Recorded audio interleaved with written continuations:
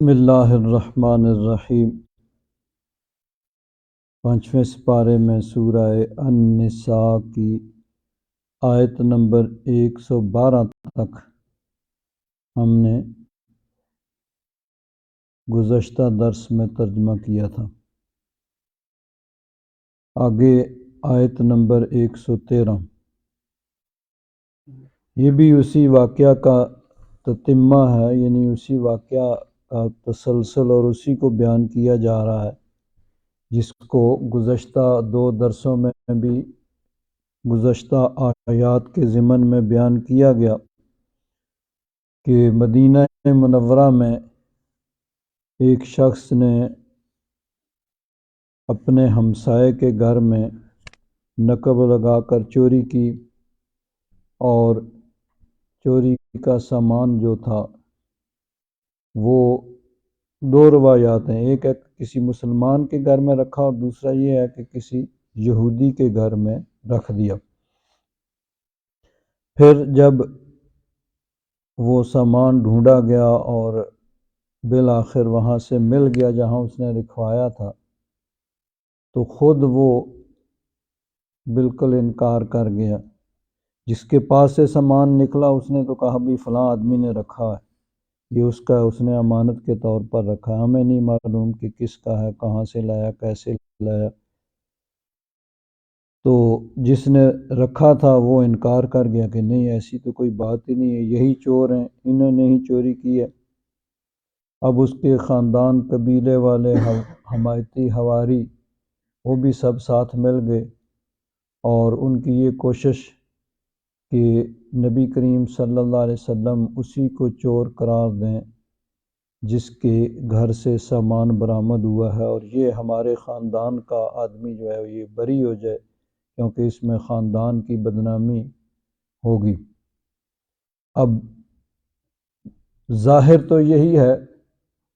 کہ جس کے پاس سے سامان چوری کا برآمد ہوا ہے وہی چور شمار ہوگا، کیونکہ اس کے پاس سے سامان برآمد ہوا ہے، تا وقت کہ کوئی ایسا ثبوت پیش کرے کہ جس کا یہ ظاہر ہو، جس سے ثابت ہو کہ واقعی کسی دوسرے نے اس کے گھر میں بطور امانت رکھا ہے، اور ایسی بات نہیں تھی۔ لیکن اللہ تبارک و تعالیٰ نے اپنے محبوب صلی اللہ تعالیٰ علیہ وسلم کی براہ راست وحی کے ذریعے رہنمائی فرمائی اور بتا دیا کہ چور جو ہے وہ فلاں شخص ہے، جس کے گھر سے سامان برآمد ہوا ہے وہ چور نہیں ہے، وہ یعنی اس کے پاس تو وہ رکھا گیا ہے اور اس کو شاید اس کا علم بھی نہ ہو۔ تو اللہ تبارک و تعالیٰ نے ارشاد فرمایا وَلَوْلَا فَضْلُ اللَّهِ عَلَيْكَ وَرَحْمَتُهُ، محبوب اگر آپ پر اللہ کا فضل اور اللہ کی رحمت نہ ہوتی، لَهَمَّتْ طَائِفَةٌ مِّنْهُمْ، تو ان میں سے ایک گروہ نے ارادہ کیا تھا، اَن يُضِلُّوكَ، دلّ یدلو کا معنی ہوتا ہے گمراہ کرنا، یعنی آپ سے وہ ایک ناحق فیصلہ کروانا چاہتے تھے، تو ان کا پورا ارادہ، پختہ ارادہ تھا، انہوں نے تہیہ کر لیا تھا کہ آپ سے ایک ایسا فیصلہ کرائیں جو حق اور انصاف کے خلاف ہو۔ وَمَا يُضِلُّونَ إِلَّا أَنفُسَهُمْ، اور وہ نہیں گمراہ کرتے مگر اپنے آپ کو، یعنی اس کا وبال انہی پر ہوگا کہ وہ ایک چور جس کو وہ جانتے بھی ہیں، جو ان کے علم میں ہے، پھر وہ صرف اور صرف تعصب کی بنیاد پہ اپنی جماعت کا ہونے کی وجہ سے، اپنے قبیلے کا ہونے کی وجہ سے اس کی وہ حمایت کر رہے ہیں اور اس کو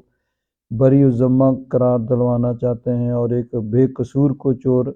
وہ قرار دلوانا چاہتے ہیں۔ تو وَمَا يُضِلُّونَ إِلَّا أَنفُسَهُمْ،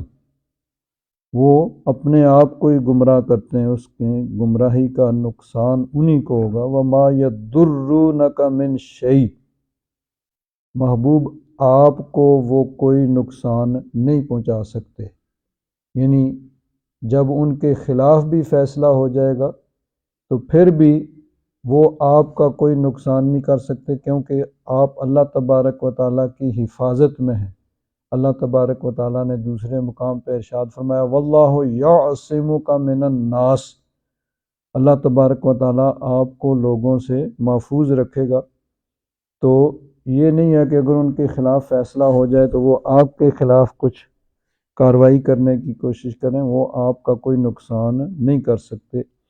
وَأَنزَلَ اللَّهُ عَلَيْكَ الْكِتَابَ وَالْحِکْمَةَ، اور آپ پر اللہ تبارک و تعالیٰ نے کتاب اور حکمت اتاری۔ کتاب تو قرآن پاک ہے، اور حکمت سے مراد احادیث مبارکہ، اللہ تبارک و تعالیٰ نے جو آپ کو فہم عطا فرمایا۔ وَعَلَّمَكَ مَا لَمْ تَكُنْ تَعْلَمُ، اور آپ کو سکھا دیا جو آپ نہیں جانتے تھے۔ وَكَانَ فَضْلُ اللَّهِ عَلَيْكَ عَظِيمًا، اور بے شک اللہ تبارک و تعالیٰ کا آپ پر فضل عظیم ہے، بہت بڑا فضل ہے۔ تو اللہ تبارک و تعالیٰ نے وحی کے ذریعے اپنے محبوب کو اس چیز سے مطلع فرما دیا، اور جو چیز باقیوں کے علم میں نہیں تھی وہ اللہ تبارک و تعالیٰ نے اپنے فضل و کرم سے اپنے محبوب کو بتا دی۔ تو وَعَلَّمَكَ مَا لَمْ تَكُنْ تَعْلَمُ، محبوب آپ کو سکھایا جو آپ نہیں جانتے تھے۔ ما یہ لفظ عام ہے، تو جو کچھ بھی آپ نہیں جانتے تھے وہ سب کا سب اللہ تبارک و تعالیٰ نے آپ کو سکھا دیا۔ اسی لیے اہل سنت و جماعت کا نقطہ نظر یہ ہے کہ اللہ تبارک و تعالیٰ نے اپنے محبوب کو ما کان و ما یکون کا علم جو ہے وہ عطا فرمایا، یعنی جو پہلے ہو چکا اور جو بعد میں ہونے والا ہے، اللہ تبارک و تعالیٰ نے سب اپنے محبوب کو عطا فرما دیا۔ اب ما کان و ما یکون، یعنی اس میں جو علم دینا ممکن تھا مخلوق کے لیے اللہ تبارک و تعالیٰ نے وہ اپنے محبوب کو عطا فرما دیا۔ اب دیکھیے اس کی تفسیر کے اندر حضرت پیر کرم شاہ صاحب رحمۃ اللہ تعالیٰ علیہ آپ فرماتے ہیں، امام المفسرین امام ابن جریر رحمۃ اللہ تعالیٰ علیہ اس کی تفسیر میں لکھتے ہیں وَمِن فضل اللہ علیک یا محمد مع سائر ما تفضل به علیک من نعمہ، کہ اے میرے محبوب اللہ تبارک و تعالیٰ کا آپ پر بے پایہ بے شمار جو احسانات ہیں ان میں سے خاص احسان آپ پر فرمایا کہ آپ کو قرآن جیسی کتاب سے نوازا جس میں ہر چیز کا بیان ہے، نیز اس میں ہدایت کا نور بھی ہے اور پند و نصیحت بھی ہے، ایسی جامع کتاب کے ساتھ حکمت یعنی قرآن کے حلال و حرام اور اوامر و نواہی وغیرہ کے اجمال کی تفصیل بھی بیان کر دی، یعنی قرآن پاک میں جس چیز کو مختصراً اجمال کے ساتھ بیان کیا گیا، احادیث مبارکہ میں اس کی تفصیل ہے، اس کو نبی کریم صلی اللہ علیہ وسلم نے تفصیل سے بیان کیا۔ نیز آپ کو ان امور کا علم عطا فرمایا جن کا پہلے آپ کو علم نہیں تھا، یعنی گزرے ہوئے اور آنے والے لوگوں کی خبروں کا علم، جو کچھ ہو چکا اور جو کچھ ہونے والا ہے۔ ما کانا جو پہلے ہو چکا ہے، اور ما یکون یا ما ہوا کائن جو بعد میں ہونے والا ہے۔ تو ما کانا و ما یکون یا ما کانا و ما ہوا کائن، معنی دونوں کا، یعنی جو پہلے ہو چکا وہ بھی اور جو بعد میں ہونے والا ہے، اللہ تبارک و تعالیٰ نے سب پر آپ کو مطلع فرما دیا۔ اب آگے پھر حدیث پاک، مسلم شریف کے حوالے سے یہ حدیث پاک ہے۔ حضرت ابو زید عمر بن اخطب رضی اللہ تعالیٰ عنہ وہ فرماتے ہیں صلی بنا رسول اللہ صلی اللہ علیہ وسلم الفجر، نبی کریم صلی اللہ علیہ وسلم نے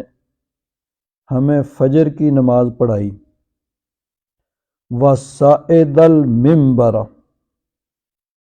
پھر حضور ممبر پر بیٹھ گئے۔ فجر کی نماز پڑھائی اور ممبر پر بیٹھ گئے، گئے نہیں۔ صحابہ اکرام بھی تشریف فرما ہے اور حضور بھی تشریف فرما ہے، فجر کی نماز پڑھا کے ممبر پر بیٹھ گئے۔ فَخَطَبَنَا، حضور نے ہمیں خطبہ دیا، یعنی خطاب فرمایا، تقریر کی۔ حَتَّى حَضَرَتِ الظُّهْرِ،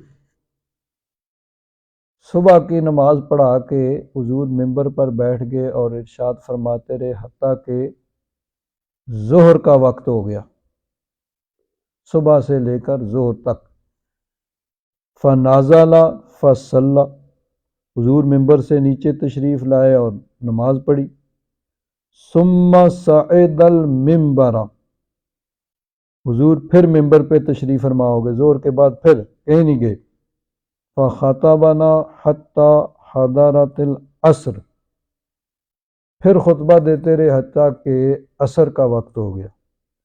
ثُمَّ نَزَلَ فَصَلَّى، حضور پھر عصر کی نماز کے لیے ممبر سے اترے، نماز پڑھی۔ ثُمَّ صَعِدَ الْمِنبَرَ، پھر ممبر پہ تشریف فرما ہو گئے۔ فَخَطَبَنَا حَتَّى غَرَبَتِ الشَّمْسِ، پھر خطبہ دیا حتیٰ کہ سورج غروب ہو گیا۔ یعنی صبح کی نماز پڑھ کے تو مغرب تک صرف درمیان میں ظہر اور عصر کی نماز جو پڑھائی وہ ممبر سے نیچے تشریف لا کے۔ اب یہ تقریباً کوئی 12 گھنٹے بلکہ اس سے بھی زیادہ ہو سکتا ہے، یہ مسلسل حضور ارشاد فرماتے رہے، صبح کی نماز سے لے کر مغرب تک، درمیان میں ظہر اور عصر کی نماز پڑھی۔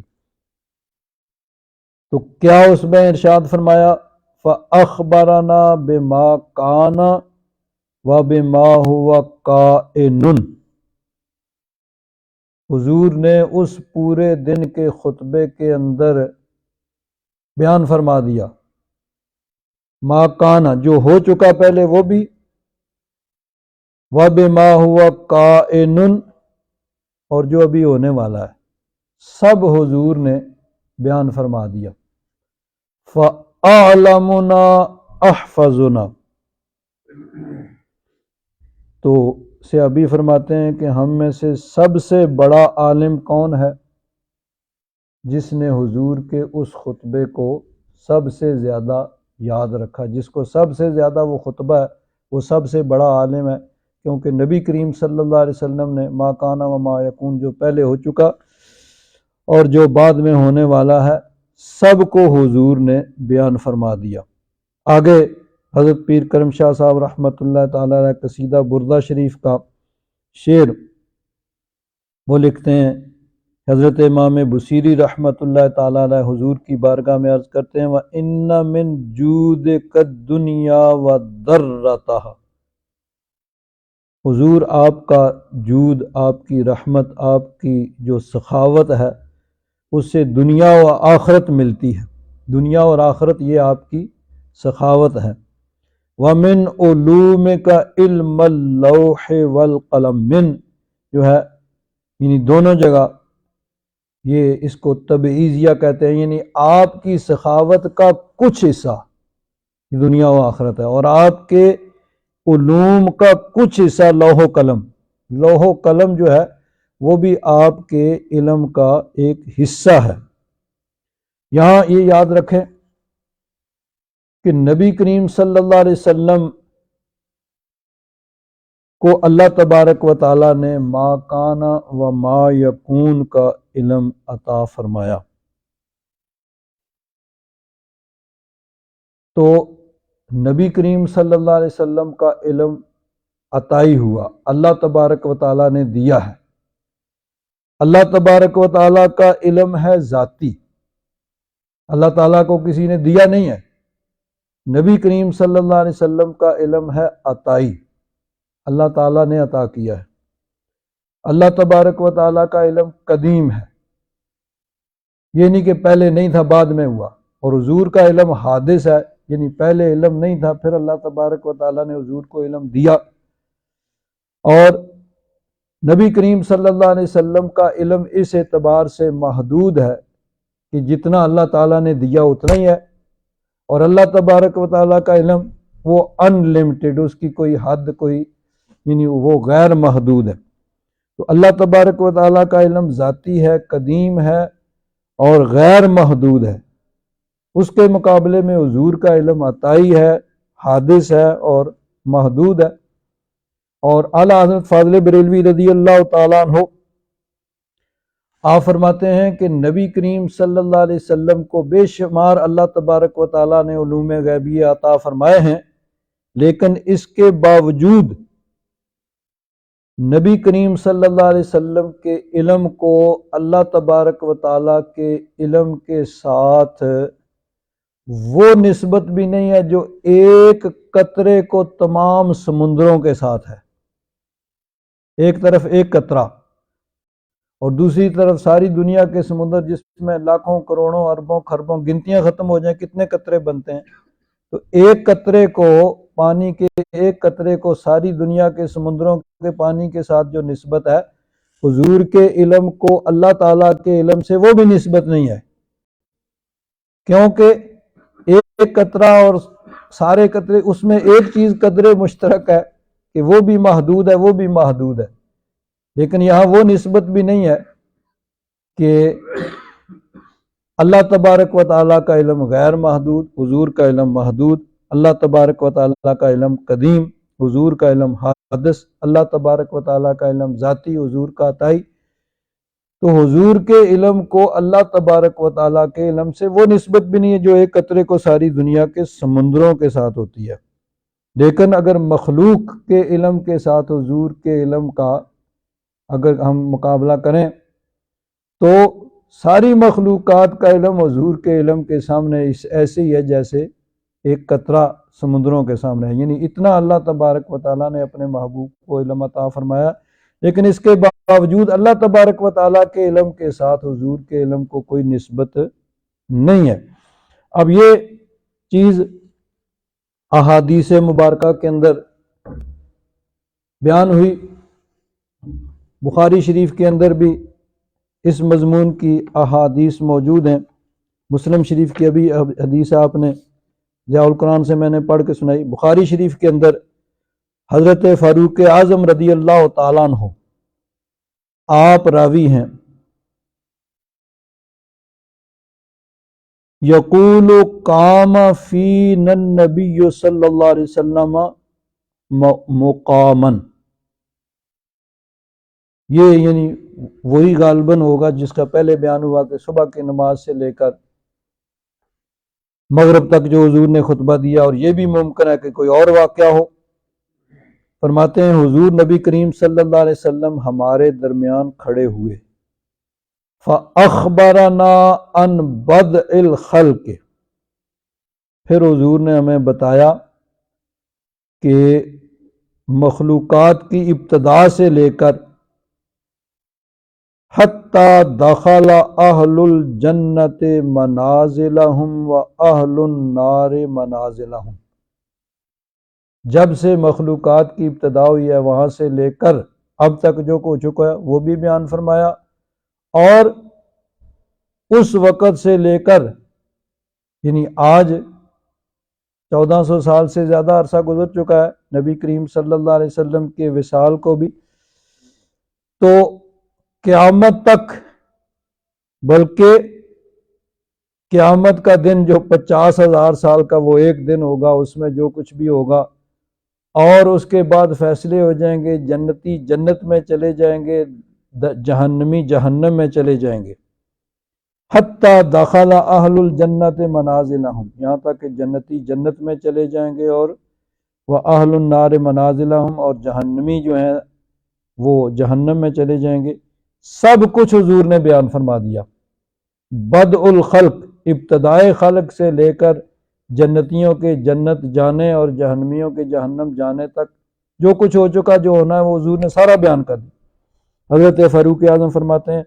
حفظ ذالک من حفظہ ونسیہ من نسیہ، اب جس نے جو یاد رکھا وہ جو بھول گیا، حضور نے سب کچھ بیان فرما دیا۔ تو اب یعنی گویا ما کان و ما یکون ہو گیا کہ جو ہو چکا وہ بھی حضور نے بیان فرما دیا، اور جو ہونے والا ہے جنتیوں کے جنت جانے تک، جہنمیوں کے جہنم جانے تک، وہ سب یعنی نبی کریم صلی اللہ علیہ وسلم نے بیان فرما دیا۔ اب دیکھیے مفسرین محدثین اہل سنت و جماعت کا نقطہ نظر کیا کہ ما کان و ما یکون، اس میں اللہ تبارک و تعالیٰ کی ذات اور اس کی صفات وہ شامل نہیں، اللہ تبارک و تعالیٰ کی ذات واجب الوجود وہ اس میں شامل نہیں ہے، یعنی جو علم مخلوق کو عطا کیا جانا ممکن تھا وہ اللہ تبارک و تعالیٰ نے اپنے محبوب کو عطا فرما دیا۔ اب دیکھیے آگے اس کے بخاری شریف کی جو تشریح کی بڑے بڑے محدثین، وہ اس میں کیا فرماتے ہیں؟ امام ابن حجر عسقلانی انہوں نے فتح الباری کے نام سے بخاری شریف کی شرح لکھی ہے، بڑی مشہور شرح،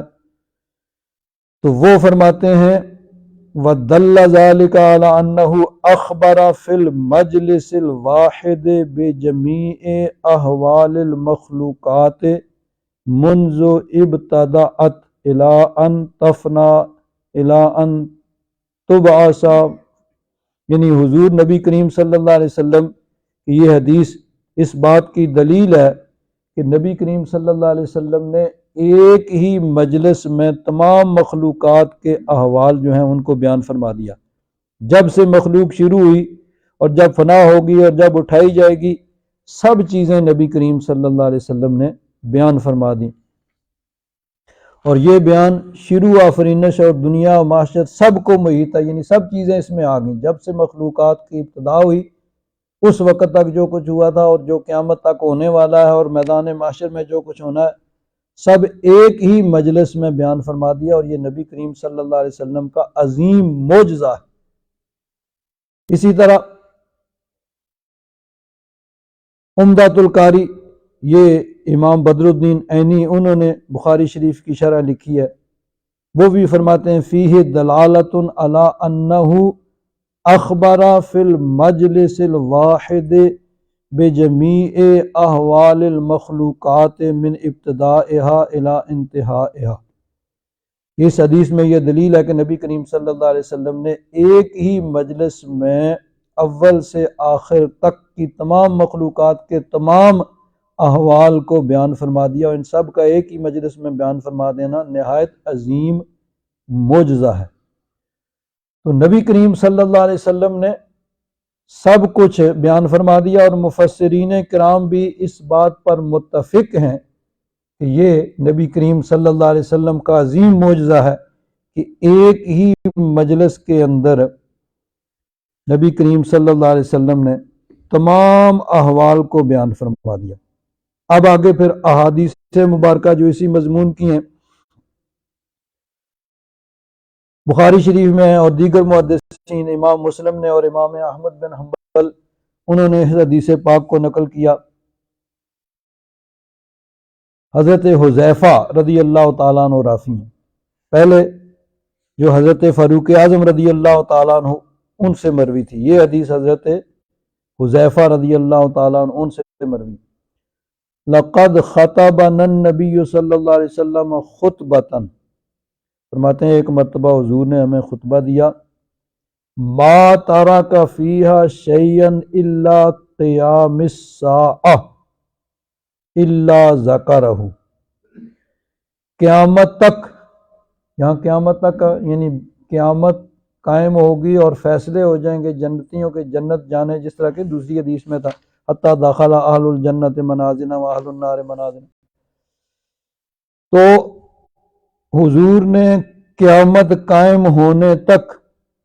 کچھ نہیں چھوڑا، سب بیان فرما دیا، الا ذکرہ، سب کچھ بیان فرما دیا، علمہ من علمہ و جاہلہ من جاہلہ، پھر جس نے جو جانا وہ جانا، جو بھول گیا یعنی جس کو جو یاد رہا وہ یاد رہا، جو بھول گیا بھول گیا۔ اور حضرت حذیفہ فرماتے ہیں ان کنت لأری الشیء قد نسیت فاعرف ما یعرف الرجل اذا غاب فرآہ فعرفہ۔ فرماتے ہیں اب کوئی اگر واقعہ ہوتا ہے نا،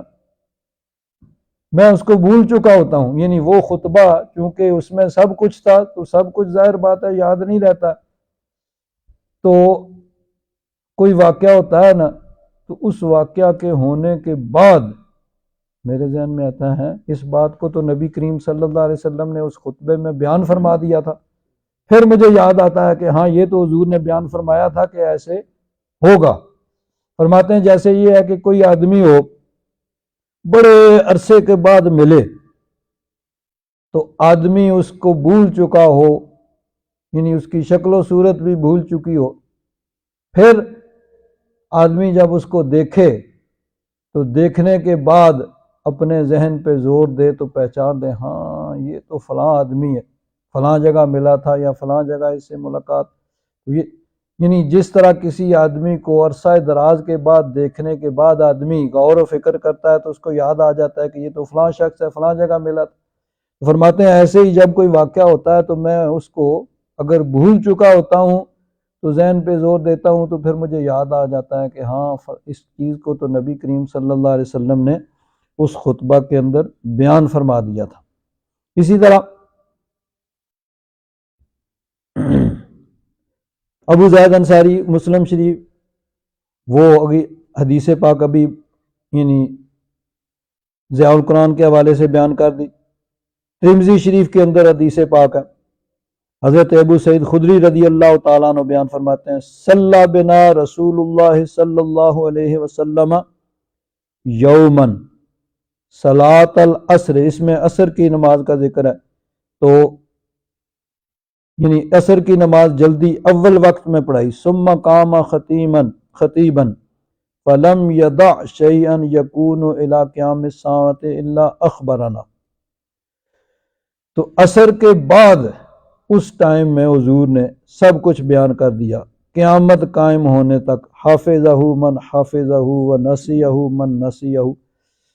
کہ جس کو جو یاد رہا وہ یاد رہا اور جو بھول گیا وہ بھول گیا۔ تو نبی کریم صلی اللہ علیہ وسلم نے سب کچھ بیان فرما دیا۔ اللہ تبارک و تعالیٰ نے اپنے محبوب کو ما کان و ما یکون کا علم عطا فرمایا۔ یہاں ایک اور چیز دیکھیں، ایک حدیث پاک میں ہے کہ ایک مرتبہ نبی کریم صلی اللہ علیہ وسلم صبح کی نماز کے لیے کچھ دیر سے تشریف لائے۔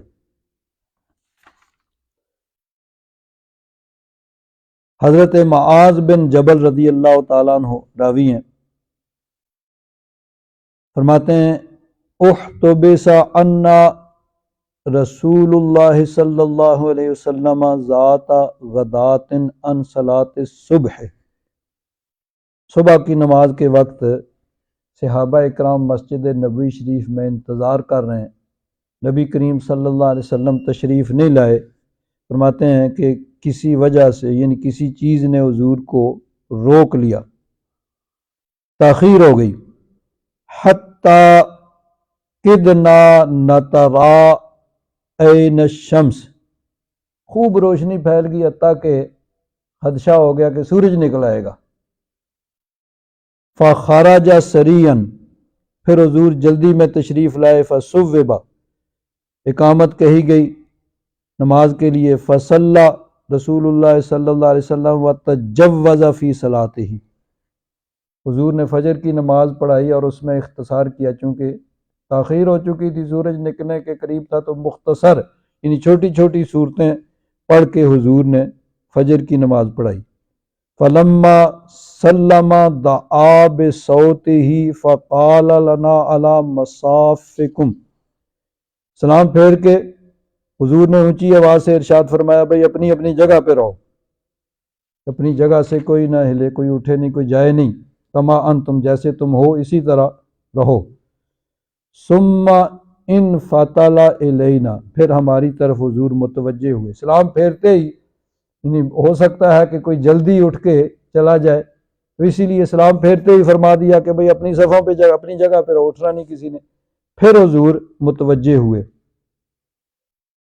ثم قال اما انی ساحدثکم ما حبسنی عنکم الغداۃ،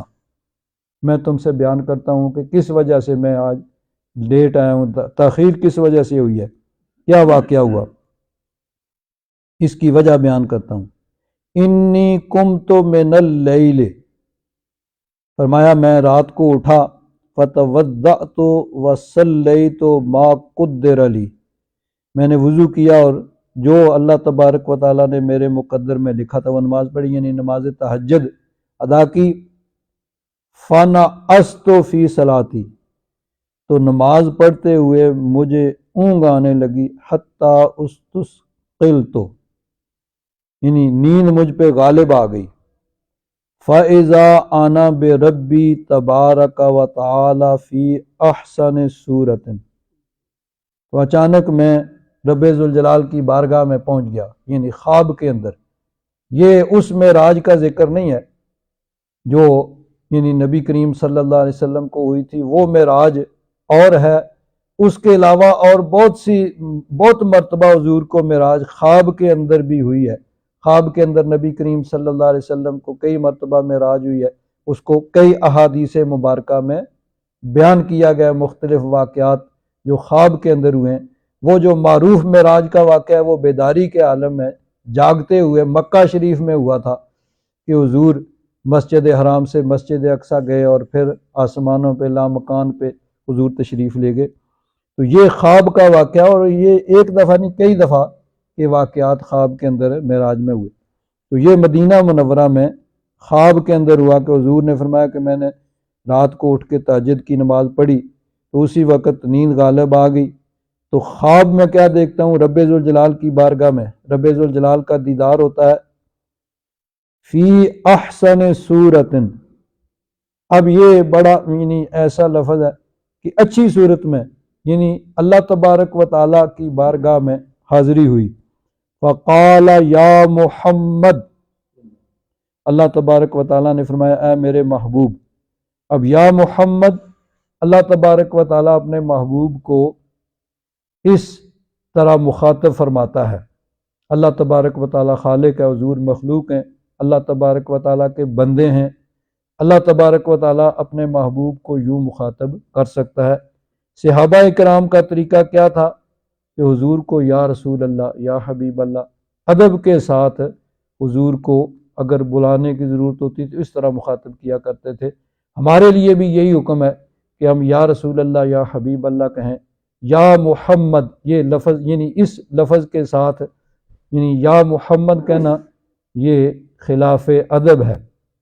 یا رسول اللہ، یا حبیب اللہ کہنا چاہیے. جس طرح دیکھیے کسی بھی بڑے آدمی کو ہم نام لے کر نہیں پکارتے. باپ، استاد، پیر صاحب تو دور کی بات ہے، کسی بھی عمر میں جو بڑا ہو اس کو نام لے کے یوں پکارنا وہ خلاف ادب سمجھا جاتا ہے. تو نبی کریم صلی اللہ علیہ وسلم کا ادب تو تمام مخلوقات سے زیادہ ہے. تو بہرحال اللہ تبارک و تعالیٰ خالق ہے، اللہ تبارک و تعالیٰ کے بندے ہیں حضور. اللہ تبارک و تعالیٰ اس طرح اپنے محبوب کو مخاطب فرما سکتا ہے. تو اللہ تعالیٰ نے فرمایا یا محمد قلت لبیک ربی، یا رب ذوالجلال میں حاضر ہوں. قال فیما یختصم الملا الاعلی، اللہ تعالیٰ نے فرمایا کہ یہ مالا الاعلی کہ فرشتے جو ہیں یہ کس چیز میں جھگڑ رہے ہیں، کیا گفتگو ہو رہی ہے، کیا بحث ان میں ہو رہی ہے. قلت لا ادری، حضور فرماتے ہیں میں نے عرض کیا یا رب ذوالجلال لا ادری. اب یہ درا یدری کا معنی ہوتا ہے اندازے سے جاننا. درا یدری ایک ہوتا ہے لا عالم، میں نہیں جانتا، مجھے نہیں پتا، مجھے علم نہیں ہے.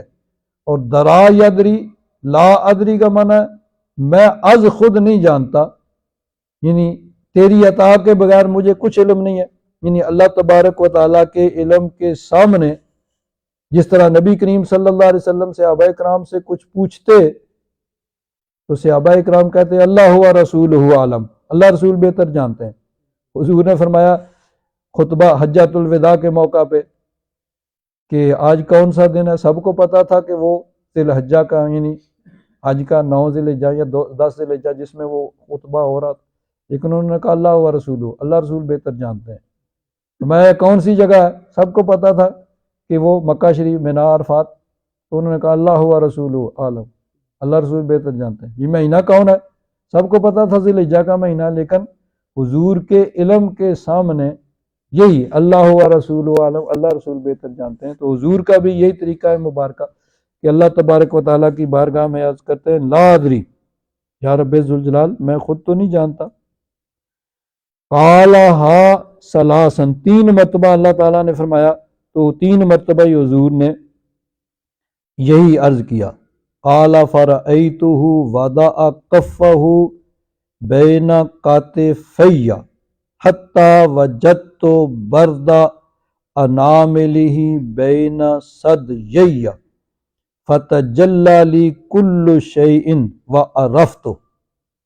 حضور فرماتے ہیں 3 مرتبہ اللہ تبارک و تعالیٰ نے فرمایا کہ یہ فرشتے کس میں بحث کر رہے ہیں، تو میں نے 3 مرتبہ یہی عرض کیا کہ لا ادری یا رب ذوالجلال، میں آج خود نہیں جانتا۔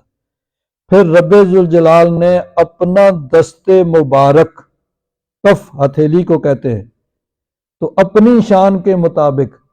اب اللہ تبارک و تعالیٰ کے ہاتھ کو ہم اپنے ہاتھ پہ قیاس نہیں کر سکتے کہ جس طرح ہمارا یہ ہاتھ ہے اس طرح کوئی ہاتھ اللہ تبارک و تعالیٰ کا ہو، اس کی شان کے لائق۔ تو اللہ تعالیٰ کے شان کے لائق جو اس کا ہاتھ ہے، اس نے میرے دونوں یہ کندھوں کے درمیان میں رکھی ہتھیلی۔ حضور فرماتے ہیں کہ میں نے اس کی ٹھنڈ کو اپنے دونوں سینے یعنی 2 سینے میں محسوس کی۔ فتجلی لی کل شیء وعرفت، بس وہ رب ذوالجلال کا دست قدرت یہاں دونوں کندھوں کے درمیان رکھنا تھا، سینہ روشن ہو گیا۔ فرماتے ہیں نبی کریم صلی اللہ علیہ وسلم نے ارشاد فرمایا ہر شے مجھ پہ روشن ہو گئی، وعرفت، ہر شے کو میں نے پہچان لیا۔ وقال یا محمد، اب پھر اللہ تعالیٰ نے ارشاد فرمایا اے میرے محبوب، قلت لبیک، میں نے کہا لبیک، میں حاضر ہوں، لبیک ربی۔ قال فیما یختصم الملأ الاعلی، یہ مالا اعلیٰ کے فرشتے جو ہیں یہ کس چیز میں بحث کر رہے ہیں، وہی سوال ہے، لیکن اب منظر جو ہے وہ بدل چکا ہے کہ رب ذوالجلال نے اپنا دست قدرت رکھ کے ہر چیز جو ہے وہ عطا فرما دیا، ہر شے روشن ہوگی، ہر چیز کو پہچان لیا۔ تو کل تو حضور فرماتے ہیں میں نے عرض کیا فی الکفارات، یہ جو فرشتے گفتگو کر رہے ہیں مالا اعلیٰ کے، یہ کفارات میں یہ گفتگو کر رہے ہیں۔ اللہ تعالیٰ نے فرمایا وما ہن، یہ کفارات کیا ہیں؟ کل تو مشی الاقدام الی الجماعات، کہ با جماعت نماز کے لیے پیدل چل کے جانا، یہ کفارہ ہے، یعنی گناہوں سے کفارہ ہو جاتا ہے۔ مشی الاقدام الی الکفارات الی الجماعات، جماعت کے لیے پیدل چل کے جانا، والجلوس فی المساجد بعد الصلوات، اور نمازوں کے بعد مسجدوں میں بیٹھنا، یعنی نماز پڑھ کے فوراً جیسے ہی سلام پھیرا بھاگنا۔ اسی لیے دیکھیے ہمارے ہاں معمول ہوتا ہے اس کے بعد کچھ ذکر کیا جاتا ہے، دعا کی جاتی ہے، تو یہ دعا ذکر وغیرہ یہ سارے کفارات میں گناہوں کے کفارے ہوتے ہیں۔ فرمایا پیدل چل کے با جماعت نماز کے لیے جانا اور مسجدوں میں بیٹھنا نمازوں کے بعد، وَإِسْبَاغُ الْوُضُوءِ حِینَ الْکَرِیہات، جب وضو کرنا وہ ناگوار ہو تو اس وقت اچھی طرح وضو کرنا۔ یہاں تو دیکھیں گرم پانی ملتا ہے، چاہے جتنی بھی باہر ٹھنڈک ہو، اندر تو گرم پانی ملتا ہے، لیکن آپ سمجھ سکتے ہیں کہ جہاں اس طرح کی سہولت نہ ہو، ٹھنڈک بھی ہو اور پانی بھی ٹھنڈا ہو، تو اس وقت اچھی طرح وضو کرنا کہ جسم کا کوئی حصہ جو ہے کوئی جگہ خشک نہ رہ جائے۔ اسباغ الوضو، اچھی طرح وضو کرنا جب کہ وہ ناگوار ہو، یہ بھی کفارات میں گناہوں کے کفارے ہیں۔ قال ثم فیما، اللہ تبارک و تعالیٰ نے ارشاد فرمایا اور کس بات میں یہ گفتگو کر رہے ہیں مالا اعلیٰ کے فرشتے؟ کل تو فی الدرجات، حضور فرماتے ہیں میں نے عرض کیا یا رب ذوالجلال وہ درجات میں، پہلے کفارات تھا اب درجات میں گفتگو کر رہے ہیں۔ قال وما ہن، اللہ تعالیٰ نے فرمایا کہ وہ درجات کیا ہیں؟ قل تو میں نے عرض کیا اطعام الطعام، کھانا کھلانا، خود تو آدمی کھاتا ہی ہے، دوسروں کو، حاجت مندوں کو، ضرورت مندوں کو کھانا کھلانا، ولین الکلام، اور نرم کلام کرنا، یعنی دوسروں سے بات کرتے ہوئے اپنے لہجے اور رویے کو نرم رکھنا۔ اب ہمارے عام طریقہ یہ ہوتا ہے کہ گفتگو آدمی ایسے کرتا ہے کہ جیسے کوئی لڑائی ہو رہی ہو، جھگڑا ہو رہا،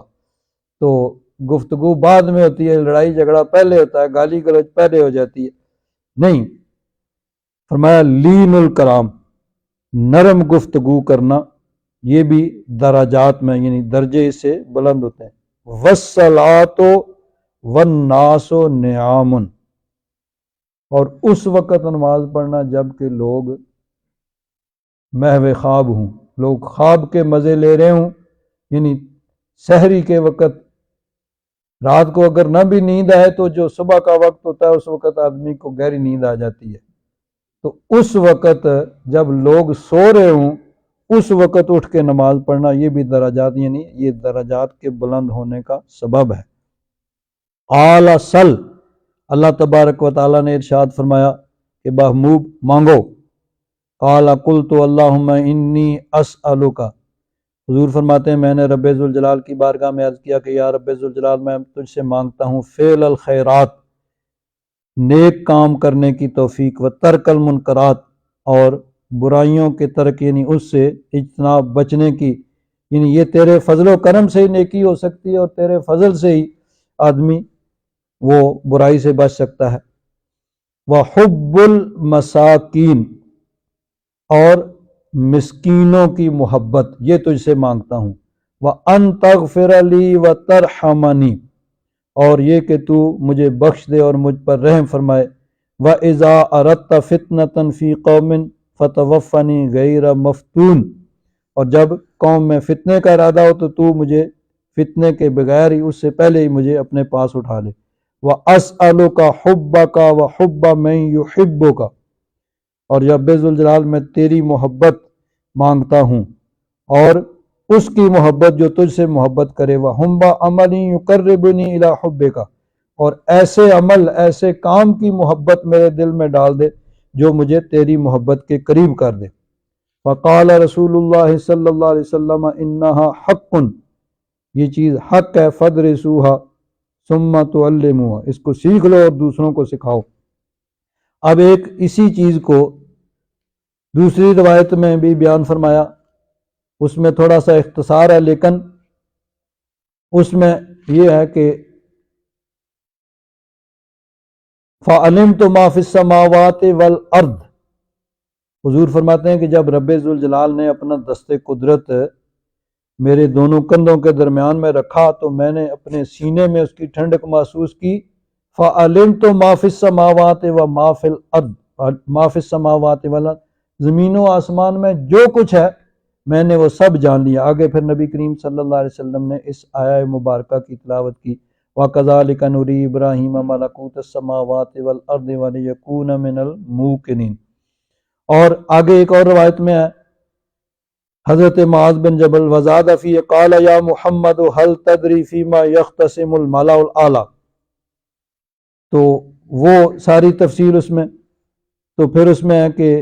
کفارات کیا ہیں، مسجدوں میں ٹھہرنا نماز کے بعد، قد پیدل چل کے جانا، اور اسباغ الوضو، جب وضو ناپسند ہو، ناگوار ہو تو اس وقت اچھی طرح وضو کرنا، یہ ساری چیزیں بیان کر کے حضور نے ارشاد فرمایا فَمَنْ فَعَلَ ذَلِكَ، یہ چیزیں جو ہیں نا جن کا بیان ہوا کہ ایک تو کفارات، کہ پیدل چل کے نمازوں کے لیے جانا، نمازوں کے بعد مسجدوں میں بیٹھنا، اچھی طرح وضو کرنا، اور کھانا کھلانا، گفتگو میں نرمی، اور جب لوگ سو رہے ہوں اس وقت نماز پڑھنا۔ فرمایا فمن فعل ذالک، جس نے یہ کیا، عاشا بخیر، وہ خیر کے ساتھ زندہ رہے گا، بھلائی کے ساتھ زندہ رہے گا، ومات بخیر، اور جب اس کی موت آئے گی تو بھلائی پر اس کی موت ہوگی، وکان من خطیئتہ کیوم ولدتہ امہ، اور وہ گناہوں سے ایسے پاک اس دنیا سے جائے گا جیسے وہ اس دن گناہوں سے پاک تھا جب اس دنیا میں آیا تھا، اپنی پیدائش کے دن۔ آگے پھر وقال یا محمد اذا صلیت فقل، اس میں یہ ہے کہ اللہ تبارک و تعالیٰ نے فرمایا کہ اے میرے محبوب نماز کے بعد اس طرح دعا کیا کرو، اللہم انی اسألک فعل الخیرات وترک المنکرات وحب المساکین فاذا اردت بعبادک فتنة فاقبضنی الیک غیر مفتون۔ تو نبی کریم صلی اللہ علیہ وسلم فرماتے ہیں کہ اللہ تبارک و تعالیٰ نے اپنا دست قدرت میرے دونوں کندھوں کے درمیان رکھا تو میں نے سب کچھ جان لیا، تو ہر چیز میرے لیے روشن ہوگی، جو کچھ آسمانوں میں سب، اور جس کی تفصیل ابھی یہ بخاری شریف اور دیگر کتب کے حوالے سے بیان ہوگی کہ اللہ تبارک و تعالیٰ نے اپنے محبوب کو علوم عطا فرمائے، اور نبی کریم صلی اللہ علیہ وسلم نے موقع بے موقع ان کو بیان بھی کیا۔ ایک حدیث پاک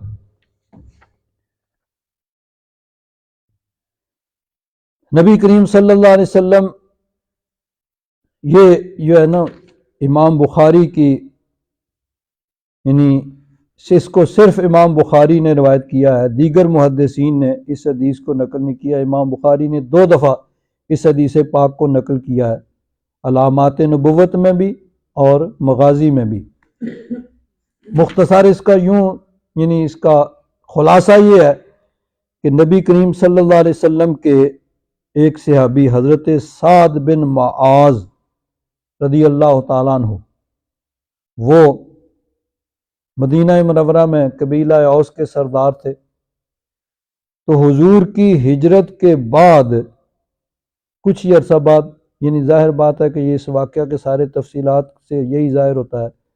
کہ 1 سال کے اندر اندر یعنی یہ واقعہ ہوا، کیونکہ غزوہ بدر سے پہلے کا یہ واقعہ ہے۔ تو حضرت سعد بن معاذ وہ مکہ مکرمہ گئے، ان کی دوستی تھی امیہ بن خلف کے ساتھ، امیہ بن خلف جس کے غلام تھے حضرت بلال حبشی رضی اللہ تعالیٰ، جو حضرت بلال حبشی پہ ظلم کیا کرتا تھا۔ زمانہ جاہلیت میں حضرت سعد بن معاذ کی دوستی اس کے ساتھ تھی، وہ اگر کبھی ملک شام کی طرف جاتے، یعنی مکہ شریف جاتے عمرہ حج کے لیے، تو وہ امیہ بن خلف کے پاس ٹھہرتے تھے، اور امیہ بن خلف اگر ملک شام کی طرف جاتا تو مدینہ شریف رستے میں پڑتا ہے، تو وہ حضرت سعد بن معاذ کے پاس وہ ٹھہرا کرتا تھا۔ یہ نہیں، یہ زمانہ قدیم سے زمانہ جاہلیت میں ان کی آپس میں دوستی تھی۔ اب حضرت سعد بن معاذ معتمرن، عمرے کے لیے تشریف لے گئے مکہ مکرمہ حضور کی ہجرت کے بعد۔ اب حالات بدل چکے تھے، نبی کریم صلی اللہ علیہ وسلم ہجرت کر کے مدینہ منورہ تشریف لے آئے تھے، اور مکہ والے نبی کریم صلی اللہ علیہ وسلم اور مہاجرین کے ساتھ ساتھ انصار کے بھی دشمن ہو گئے تھے کہ تم نے ہمارے دشمنوں کو اپنے گھروں میں پناہ دی ہے۔ تو حضرت سعد جب آئے تو اسی امیہ بن خلف کے پاس ٹھہرے، اس نے کہا بھئی اب حالات وہ نہیں ہیں جو پہلے والے تھے، تو اب ایسے کرو کوئی دوپہر کا وقت ہو، جب سورج یعنی گرمی تمازت ہو، لوگ اپنے گھروں میں دبک کے بیٹھ جائیں تو تم خاموشی سے طواف کر لینا۔ اب وہ پہلے والی بات نہیں ہے۔ حضرت سعد بن معاذ عمرہ کر رہے ہیں، طواف کر رہے ہیں، تو وہی کام ہوا جس کا خطرہ تھا، ادھر سے ابو جہل آ گیا۔ اس نے دیکھا تو کہنے لگا بھئی یہ کون ہے بھئی؟ انہوں نے کہا میں سعد بن معاذ ہوں۔ اس نے کہا اچھا تم یہاں طواف کر رہے ہو اور تم نے ہمارے دشمنوں کو اپنے گھروں میں پناہ لی ہوئی ہے؟ تو اس نے کہا تم چونکہ ابو صفوان امیہ بن خلف اس کے ساتھ ہو، ورنہ تو میں تمہیں قتل کر دیتا۔ حضرت سعد بن معاذ بھی کہاں سے ڈرنے والے تھے، انہوں نے بھی آگر سے اس کو جواب دیا، اگر تم ہمیں یہ یعنی مکہ شریف آنے سے، عمرہ کرنے سے، حج کرنے سے روکو گے تو ہم تمہارا شام کا جو رستہ ہے اس کو بند کر دیں، کیونکہ شارع وہیں سے گزرتی تھی، وہاں قریب سے انہوں نے گزرنا ہوتا تھا، تو ہم تمہارا رستہ بند کر دیں گے۔ یعنی آپس میں ان کی گفتگو ہو رہی ہے۔ تو امیہ بن خلف وہ اس نے حضرت سعد بن معاذ سے کہا بھائی یہ مکہ کا سردار ہے تو تم اس سے یوں بات نہ کرو۔ حضرت سعد بن معاذ کو اور غصہ آیا کہ تو میرا میزبان ہے، میری حمایت کرنے کے بجائے تو بھی اس کی حمایت کر رہا ہے۔ تو حضرت سعد بن معاذ نے ارشاد فرمایا فقال سعد دع عنک یا امیہ، اے امیہ چھوڑ دو، رہنے دو۔ فواللہ لقد سمعت رسول اللہ صلی اللہ علیہ وسلم یقول انہم قاتلوک۔ حضرت سعد بن معاذ نے فرمایا سنو،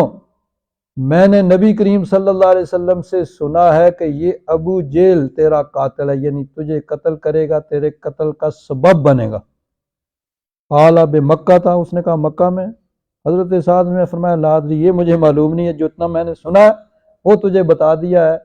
کہ یہ جس کی تو حمایت کر رہا ہے یہ تمہارا مکہ کا سردار جو ہے ابو جہل، یہی تیرا قاتل ہے، یہی تیرے قتل کا سبب بنے گا۔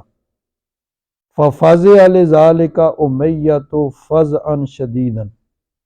سخت اس کو پریشانی ہوئی، کیونکہ وہ مانتے نہیں تھے لیکن جانتے ضرور تھے کہ حضور اللہ کے نبی ہیں، اور جو حضور ارشاد فرماتے ہیں وہ تیر بے ہدف ہوتا ہے، وہ بات غلط نہیں ہو سکتی، تو سخت پریشان ہو گیا۔ اب کیا کرے؟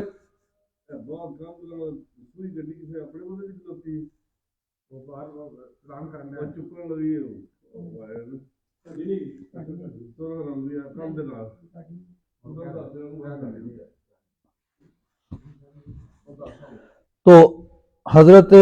سعد بن معاذ نے فرمایا کہ یہ تیرا قاتل ہے، تجھے قتل کروائے گا ابو جہل۔ امیہ بن خلف کو کہا، پریشان ہوا کیا کرے اور کدھر جائے۔ گھر میں گیا تو بیوی سے کہنے لگا کہ یا ام صفوان علم ترى ما قال علی سعد، یہ جو ہمارے مہمان ہیں سعد، انہوں نے کیا کہا ہے؟ اس نے کہا کیا کہا؟ قال زعم ان محمدا صلی اللہ علیہ وسلم اخبرہم انہم قاتلی، ان کا کہنا یہ ہے کہ یہ ابو جہل مجھے قتل کروائے گا۔ تو وہ بھی آگے سے کہتی ہے کہ یعنی اس کو بھی یقین تھا کہ نبی کریم صلی اللہ علیہ وسلم جو کہتے ہیں وہ درست ہوتا ہے، تیر بے ہدف ہوتا ہے، تو وہ غلط نہیں ہو سکتا۔ اس نے کیا کہا؟ واللہ لا اخرج من مکہ تھا، امیہ کہنے لگا کہ میں مکہ سے کبھی نکلوں گا ہی نہیں، کہ حضور نے کہا یہ تجھے قتل کرائے گا، تو چلو مکہ میں تو کچھ بچت ہوگی نا، اپنے گھر میں یہاں خیش قبیلہ یہ وہ دوسرا تیسرا، تو میں کبھی مکہ سے نہیں نکلوں گا۔ اب جب بدر کے لیے نکلنے لگے تو ابو جہل سب کو تیار کر رہا ہے، اور یہ امیہ بن خلف آئیں بائیں شائیں کر رہا ہے کہ کسی طرح نہ نکلوں۔ تو ابو جہل اس کے پاس آیا اور آ کے کہتا ہے دیکھو تم مکہ کے سردار ہو، تم نہیں جاؤ گے تو تمہیں دیکھ کے اور لوگ بھی پھر جو ہیں وہ نہیں جائیں گے، تو تم، وہ بچنے کی کوشش کرتا ہے اور وہ اس کو تیار کر رہا ہے کہ نہیں نہیں چلو چلو چلو چلو۔ آخر وہ اب کہتے ہیں نا جس طرح کہ سانپ کے منہ میں چھپکلی آ گئی کہ نہ اگلے بنے نہ نگلے، کہ اگر وہ نگل جائے تو وہ اس سے زیادہ بھی یعنی زہریلی ہے، وہ مرتا ہے، اور چھوڑ دے تو اس کی شان کے خلاف ہے، وہی اس کے منہ سے چیز کوئی نکل، اب وہ نہ جائے تو اس کی آن بان شان کے خلاف، اتنا بڑا سردار اور بہادر بنا پھرتا ہے اور اس لشکر میں وہ جا نہیں رہا ہے، اور جائے تو نظر آ رہا ہے، صف صاف نظر آ رہا، تو کرے تو کیا کرے؟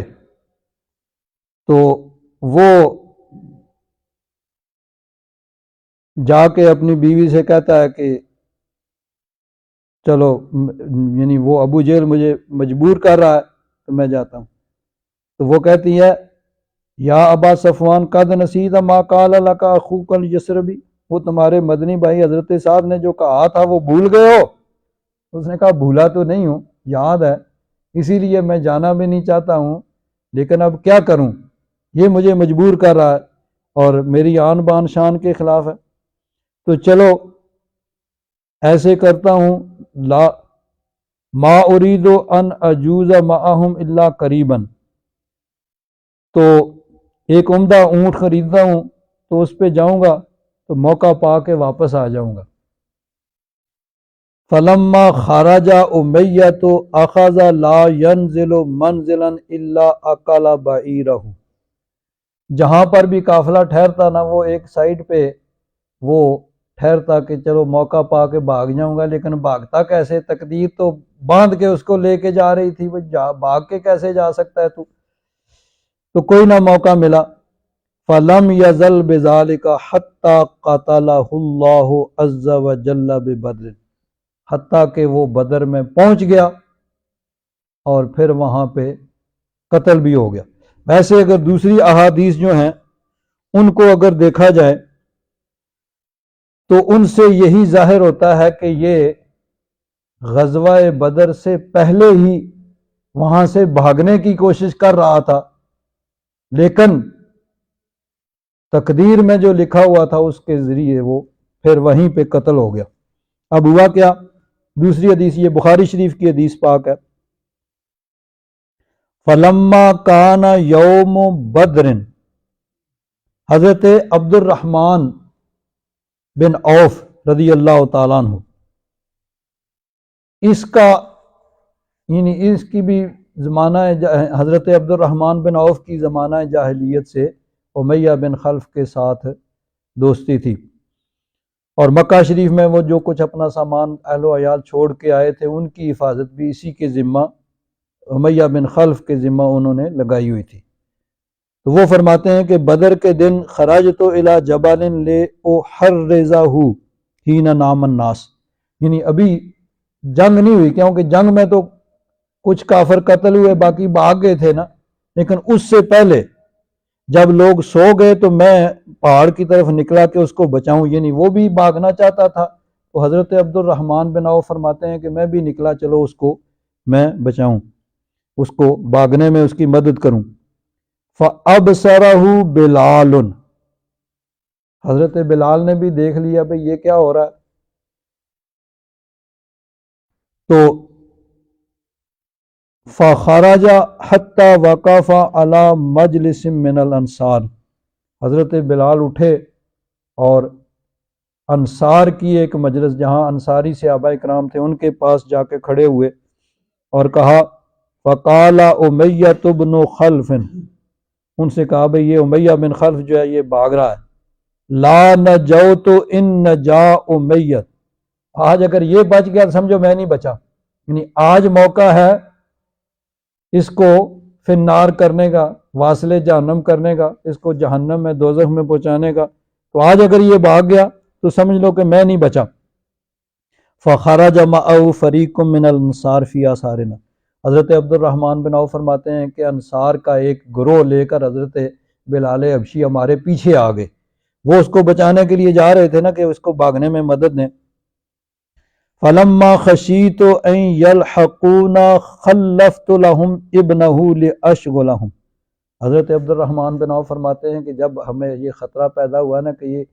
ہمیں پہنچ جائیں گے آ کے، تو اس کا بیٹا جو تھا امیہ بن خلف کا، اس کو پیچھے چھوڑا بھائی ان کو تو مشغول رکھ تو تیرے باپ کو بھاگنے میں مدد دوں. لیکن کیا ہوا، فقتلوہ، وہ انصار کے جو گروہ تھے حضرت بلال حبشی کے ساتھ، انہوں نے اس کو اس کے بیٹے کو تو قتل کر دیا. ثم ابوا حتی یتبعونا، پھر ہمارے پاس پہنچ گئے. تو فرماتے ہیں وکان رجلا ثقیلا، وہ امیہ بن خلف بھاری برگم جسم کا مالک تھا. فلما ادرکونا، جب وہ لوگ پہنچ گئے نا حضرت بلال حبشی اور انصار کے جو گروہ تھا ان کے ساتھ، قلت له ابرک فبارک من تحتی فالقیت علیہ نفسی لامنعہ، یعنی حضرت عبد الرحمن بن عوف نے پھر بھی اس کو بچانے کی، جو عرب کی روایت تھی کہ وہ دوستی کو نبھاتے تھے، پوری کوشش کی۔ وہ کہتے ہیں کہ میں نے اس کو کہا تو بیٹھ جا، وہ بیٹھ گیا، میں نے اپنے آپ کو اس کے اوپر ڈال دیا، لیکن وہ جو انصار صحابہ کرام کے انہوں نے نیچے سے تلواریں ڈال کے اس کو قتل کر دیا۔ تو فتخللوہ بالسیوف من تحت حتی قتلوہ، نیچے سے تلواروں کے وار کر کے انہوں نے نا اس کو قتل کر دیا۔ وَأَصَابَ أَحَدُهُمْ رِجْلِي بِسَيْفِهِ، ان کی تلواروں میں سے ایک کا زخم میرے پاؤں کو بھی آ گیا۔ وَكَانَ عبد الرحمن بن عوف يُرِينَ ذَلِكَ الْأَثْرَ فِي ظَهْرِ، اپنے پاؤں کے پشت پر وہ تلوار کا زخم جو ہے اس کا نشان دکھاتے تھے، یہ اس وقت لگا۔ تو یہ اس وقت وہاں سے بھاگ رہا تھا جنگ سے پہلے ہی، تو بھاگتے ہوئے جا کیسے سکتا تھا؟ حضور کی زبان سے نکلا تھا کہ ابو جہل اس کو قتل کرائے گا، تو کسی اور کے ذمہ کیسے لگ سکتا تھا؟ تو وہاں پہ پھر اس کو قتل کر دیا گیا۔ چنانچہ یہی ہے کہ جنگ کے بعد وہ جو مقتول تھے، بدر میں جو قتل ہوئے تھے کافر، ان کو وہاں قلیب بدر کا ایک بے آباد کنواں تھا، ان کی لاشیں اس میں ڈالی گئی تھیں۔ تو اس کی امیہ بن خلف کی لاش کو جب گھسیٹنے لگے تو چونکہ یہ پہلے قتل ہوا تھا، وقت بھی زیادہ گزر چکا تھا، تو اس کی لاش جو پھول چکی تھی اور اس کے جسم کے اعضاء الگ ہونے لگے، تو پھر اس کو وہیں پتھر مٹی ریت ڈال کے وہیں پہ اس کو دفن کر دیا گیا۔ تو نبی کریم صلی اللہ علیہ وسلم نے جو فرمایا تھا وہ تیر بہدف، کیوں؟ حضور کا علم قطعی ہے جو اللہ تبارک و تعالیٰ کی طرف سے دیا گیا ہے، اور حضور نبی کریم صلی اللہ علیہ وسلم کا علم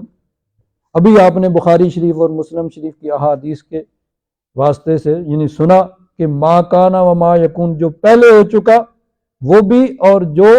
ہونے والا ہے، حتی دخل اہل الجنت منازلہم و اہل النار منازلہم، جنتی جنت میں چلے جائیں گے اور جہنمی جہنم میں چلے جائیں گے۔ جو کچھ ہو چکا، جو کچھ ہونا، نبی کریم صلی اللہ علیہ وسلم نے سب کچھ بیان کر دیا۔ اب ذرا ایک بات یہ بھی سن لیں، یہ ہے قرآن پاک کا اردو کا ترجمہ، اور یہ سعودی عرب نے اس کو چھاپا ہے۔ سعودی عرب سے ہر زبان میں، انگلش، فرینچ، ڈچ، یعنی ڈچ میں تو پتہ نہیں ہے کہ نہیں، باقی یعنی معروف جتنی زبانیں ہیں، چائنی میں ہے، جاپانی میں ہے، ہر زبان کے اندر انہوں نے قرآن پاک کا ترجمہ اور تفسیریں جو ہیں وہ شائع کی ہیں۔ اردو میں یہ شائع کی ہے اور اس کو کہا ہے کہ یہ بہترین ترجمہ اور تفسیر ہے۔ اس میں کیا ہے؟ وَعَلَّمَكَ مَا لَمْ تَكُنْ تَعْلَمْ، ترجمہ اور تجھے وہ سکھایا جس کو تو نہیں جانتا تھا۔ اب اس کی تفسیر کرتے ہوئے یعنی کچھ دوسری آیات کا حوالہ دے کے مقصد یہ ہے کہ اس چیز کو اہمیت کو کم کیا جائے، بھئی نہیں کچھ نہیں دیا اللہ تبارک و تعالیٰ نے۔ اور آخر میں لکھتے ہیں یہ بھی گویا آپ صلی اللہ علیہ وسلم کے عالم الغیب ہونے کی نفی ہے، کیونکہ جو خود عالم الغیب ہو اسے تو کسی اور سے علم حاصل کرنے کی ضرورت ہی نہیں ہوتی، اور جسے دوسرے سے معلومات حاصل ہوں وہی کے ذریعے سے یا کسی اور طریقے سے وہ عالم الغیب نہیں ہوتا۔ اب دیکھیے علامہ کا معلوم تکن، اللہ تبارک و تعالیٰ نے فرمایا کہ محبوب آپ جو نہیں جانتے تھے آپ کو سکھا دیا، اور حضور نے موقع بے موقع اس کو بیان بھی فرمایا۔ صحابہ اکرام فرماتے ہیں ہم میں سے سب سے بڑا عالم ہی وہ ہے حضور کے اس خطبے کو یاد رکھنے والا کہ جس میں حضور نے سب کچھ بیان کیا تھا۔ اب بنیاد کیا رکھی کہ حضور عالم الغیب نہیں ہے، حالانکہ اہل سنت و جماعت کا نقطہ نظر یہ ہے کہ عالم الغیب یہ خاص اللہ تعالیٰ کی صفت ہے۔ اعلیٰ حضرت فاضل بریلوی رضی اللہ تعالیٰ عنہ فتاوی رضویہ میں فرماتے ہیں کہ نبی کریم صلی اللہ علیہ وسلم کو عالم الغیب کا یعنی یہ لفظ حضور کے لیے استعمال نہیں کرنا ہے، یہ خاص اللہ تبارک و تعالیٰ کی ذات کے لیے۔ اللہ تبارک و تعالیٰ نے بے شمار علم غیب کے خزانے اپنے محبوب کو عطا کیے ہیں، احادیث کی کتابیں بڑی پڑی ہیں، لیکن اس کے باوجود نبی کریم صلی اللہ علیہ وسلم کے لیے لفظ عالم الغیب استعمال نہیں کرنا، یہ خاص ہے اللہ تبارک و تعالیٰ کے لیے کہ اللہ تبارک و تعالیٰ عالم الغیب یعنی وہ ذاتی طور پر جانتا ہے۔ حضور کے پاس جو کچھ بھی ہے وہ اللہ تعالیٰ کا عطا کیا ہوا ہے، اللہ تعالیٰ نے دیا ہے، اور اللہ تبارک و تعالیٰ کی عطا ہے۔ کتنی ہے ہمارے پاس کوئی پیمانہ نہیں ہے جس کے ساتھ ہم اس کو ناپ سکیں، وہ لینے والا جانے اور دینے والا جانے۔ اللہ تبارک و تعالیٰ نے اپنے محبوب کو عطا فرمائے، اس کے باوجود عالم الغیب کا لفظ صرف اللہ تبارک و تعالیٰ کے لیے، حضور کے لیے نہیں استعمال کر سکتے۔ تو جب ہم یہ کہتے ہی نہیں ہیں تو بنیاد ہی ایسی رکھی، اس پہ بلڈنگ کیا کھڑی ہوگی کہ جب ہم خود ترجمان اہل سنت تو اعلیٰ حضرت ہے نا، اب دیکھیں کوئی جاہل اگر کہتا بھی ہے تو اس کی بات کا اعتبار نہیں۔ ویسے میں نے کبھی نہیں پڑھا سنا کہ کسی اہل سنت میں حضور کے لیے یہ عالم الغیب کا لفظ استعمال کیا ہو۔ یہی ہے کہ حضور کو علم غیب عطا کیا گیا، حضور کو اللہ تعالیٰ نے علم غیب عطا فرمایا، احادیث اس پہ شاید ہے، لیکن عالم الغیب کا لفظ حضور کے لیے کبھی استعمال نہیں کیا، اور اعلیٰ حضرت فرماتے ہیں کہ یہ استعمال بھی نہیں کر سکتے، یہ خاص اللہ تبارک و تعالیٰ کے لیے ہے۔ تو جب حضور کے لیے عالم الغیب کا لفظ استعمال ہی نہیں ہم کرتے تو پھر اس کی نفی، تو اصل تو یہی ہے کہ اللہ تبارک و تعالیٰ نے اپنے محبوب کو علم غیب کے خزانے عطا فرمائے ہیں، اور نبی کریم صلی اللہ علیہ وسلم نے موقع بے موقع ان کو بیان بھی کیا ہے، حتیٰ کہ ایک ہی مجلس کے اندر حضور نے سب کچھ بیان فرما دیا کہ بدء الخلق سے لے کر جب سے مخلوقات کی ابتدا ہوئی ہیں وہاں سے لے کر حتی دخل اہل الجنت منازلہم و اہل النار منازلہم، جنتی جنت میں چلے جائیں گے، جہنمی جہنم میں چلے جائیں گے، جو کچھ ہو چکا ہے، جو کچھ ہونا ہے، سب حضور نے بیان فرما دیا۔ اور صحابہ اکرام فرماتے ہیں اعلمنا احفظنا، کہ جس کو سب سے زیادہ وہ خطبہ یاد تھا وہ سب سے بڑا عالم ہے۔ اور حضرت حذیفہ فرماتے ہیں کہ بعض چیزوں کو میں بھول چکا ہوتا ہوں، لیکن جب وہ واقعہ ہوتا ہے تو پھر مجھے یاد آ جاتا ہے کہ ہاں اس واقعہ کو تو حضور نے اپنے اس خطبہ میں بیان فرمایا تھا کہ یوں ہوگا۔ تو نبی کریم صلی اللہ علیہ وسلم کو اللہ تبارک و تعالیٰ نے علوم غیب کے خزانے عطا فرمائے ہیں، لیکن عالم الغیب کا لفظ نبی کریم صلی اللہ علیہ وسلم کے لیے استعمال نہیں کر سکتے۔ الحمدللہ رب العالمین والصلاة والسلام علی حبیبہ سیدنا و مولانا محمد وعلی آلہ واصحابہ اجمعین۔ اللہم انکا عفو کریم تحب العفو فاعف عنا یا غفور یا غفور یا غفور۔ صلی اللہ تعالی علی حبیبہ سیدنا و مولانا محمد وعلی آلہ واصحابہ اجمعین برحمتک یا ارحم الراحمین۔